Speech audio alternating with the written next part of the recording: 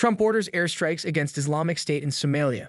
Donald Trump says he ordered military airstrikes on a senior attack planner and others from the Islamic State group in Somalia.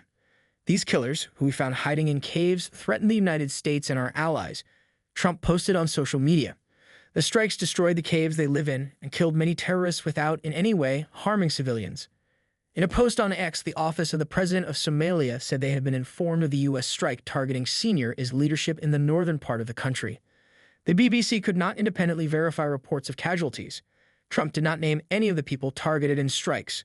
The president ended the post with, "The message to ISIS and all others who would attack Americans is that we will find you and we will kill you."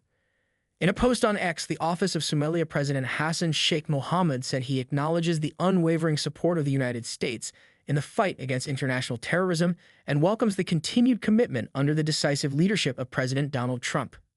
The post also said the latest operation reinforces the strong security partnership between Somalia and the United States in combating extremist threats. In a statement, U.S. Defense Secretary Pete Hegseth said, "Our initial assessment is that multiple operatives were killed in the airstrikes and no civilians were harmed." Hegseth said the strikes further degrade the ability of IS to plot and conduct terrorist attacks and sends a clear signal that the United States always stands ready to find and eliminate terrorists. He said the strikes were carried out in the Golis Mountains in northeast Somalia. The government of Puntland, a region of northeast Somalia, thanked international friends who participated in the airstrikes that killed high-ranking members of IS. IS rose to international prominence in the 2010s, particularly in Syria and Iraq, but now its presence is mainly restricted to parts of Africa. The Somali branch of IS was formed in 2015 by a group of defectors from the al-Qaeda-affiliated Al-Shabaab group, the largest jihadist group in Somalia. IS in Somalia is notorious for extorting locals and mainly carries out small-scale, sporadic attacks, according to the U.S. Office of the Director of National Intelligence.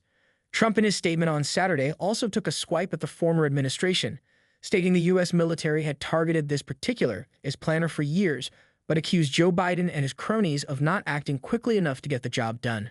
"I did." U.S. forces killed IS leader Bilal al-Sudani and 10 of his operatives in a remote mountainous cave in northern Somalia in 2023 in an operation ordered by Biden.